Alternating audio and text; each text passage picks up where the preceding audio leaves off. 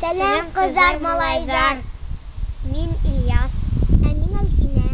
İlyas, yine yerlerde okşanı mı? Ege. Mine göre okşanı. Minne parkta oynav okşanı. Ahine, mine yırlağı, şaşka oynağı okşanı. Bizden dostlarga nime okşagan eken? Ayda bilişeyik.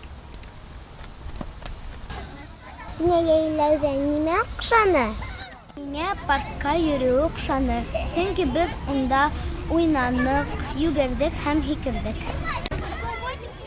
Үзәк паркта без зур карапта уйнанык, сәңгелдә кейдек, бергәләп кызыклы уендар уйнанык. Еңеү паркында без герой солдатка һәйкәл асыу тантанаһында катнаштык. Унда ла уендар, ярыштар оештырдылар, бүләктәр бирделәр. Истә калганы Бөек Ватан һугышы экспозицияһы булды. Эзләнеүсе агай-апайдар бүгенге көндәрдә лә һугыш узган яландардан кадылма эштәр алып баралар. Унда табылган хәрби комарткалар менән таныштырып киттеләр. Yine yerlerde nime okşanı? Паралимпиец Руслан агай безгә килеп үзе турында сөйләгәне окшанды. Руслан агайдың 18 яшендә генә күзе күрмәй башлай, ләкин ул бирешмәй, спорт белән шөгыльләнә, хәтта ярышларда ла катнаша. Уның тырышлыгы хөрмәткә лаек. Yine yerlerde nime okşanı? Мин футбол уйнарга яратам. Yine yerlerde nime okşanı? Миңа көйек басу окшаны. Кейит басу халкыбыздың төп кәсби булуын онытмайык. Чөнки башкорт кейиттән киенгән, астына йәйгән, уны ябынган, йәйләүдә кейит тирмәлә яшәгән. Гимназиябызда кейит басу түңәрәге оештырылган. Был эш кул моторикаһын үстерергә ярдәм итә. Тәүдә һарык йөнен тазарталар, тетәләр, шуннан уны тигез итеп йәеп, өстенә биҙәк эшләп һалалар, дымлап бастыралар һәм киптерәләр.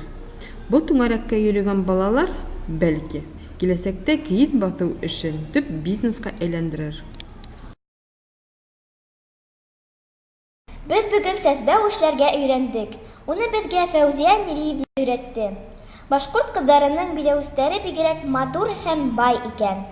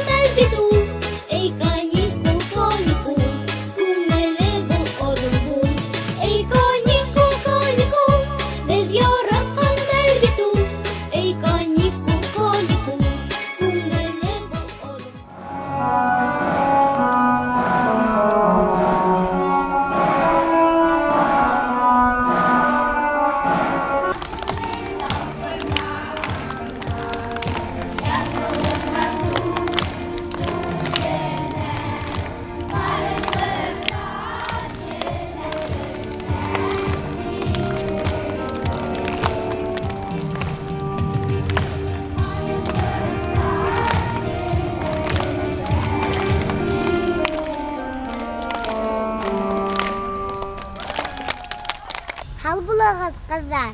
Хабылыгыз малайзар.